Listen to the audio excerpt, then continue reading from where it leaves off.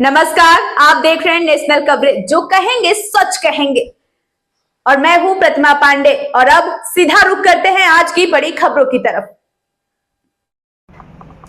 केवट जी ने भगवान राम से कहा, हे प्रभु, आइए अपना पांव धुला लीजिए, नाव पर चढ़ जाइए, हम आपको गंगा पार कर देते हैं। अगर आपको नहीं विश्वास है तो मैं आपकी कसम खाता हूं और आपके पिताजी की कसम खा करके कह रहा हूं कि गंगा पार करने का हम आपसे कोई उतराई नहीं लेंगे। जो लक्ष्मण जी सुनते हैं कि केवट ने जो है भगवान राम और पिताजी की कसम खाया है, तो लखनलाल को क्रोध आ जाता है। लखनलाल जी क्रोधित हो जाते हैं। लखनलाल जी ने अपना धनुष उठाया, तरकस से बाण निकाला, धनुष पर तमंचा चढ़ा दिया और कहा कि हम तुमको मार देंगे। केवट मुस्कुराते हुए कह रहा है कि मार दीजिए, मार दीजिए। लखनलाल जी कहते हैं कि मारूंगा तो मर जाओगे। मजाक नहीं कर रहा हूं, प्लास्टिक का बाण और धनुष नहीं ले रखा हूं।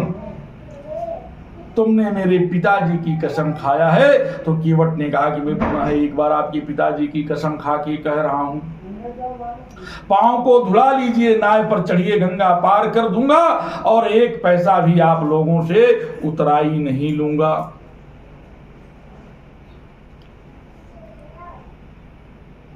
लखनलाल जी क्रोधित होते हैं। केवट ने कहा कि सुना है कि मरते समय आपके भैया का नाम जुबान पे नहीं आता। हम मरने के लिए तैयार हैं, आप बाण चला दीजिए। जब आप बाण चलाएंगे तो मेरे सामने आपके भैया श्री रामचंद्र जी होंगे। यह भी सुना है कि मरते समय लोग गंगा जल पिलाते हैं। मैं गंगा जी में ही खड़ा हूं। आप बाण मारेंगे, हम गंगा जी में कूद जाएंगे और तब तक पानी पीते रहेंगे, गंगा जल पीते रहेंगे, जब तक कि मेरे प्राण न निकल जाएं।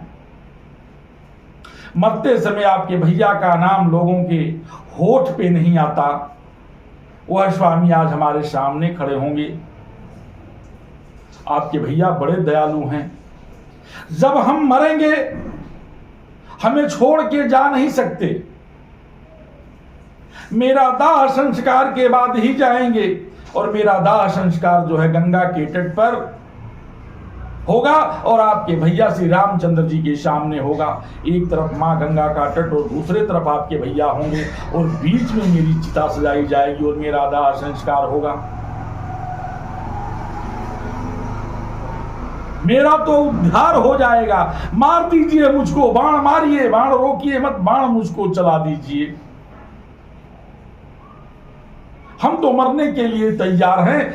अगर जिसके सामने साक्षात नारायण भगवान श्री रामचंद्र खड़े हों और उनके सामने गंगा के गोद में शरीर अगर त्यागने का मौका मिलता है तो इससे बड़ा कोई सौभाग्य नहीं होगा। धन्यवाद।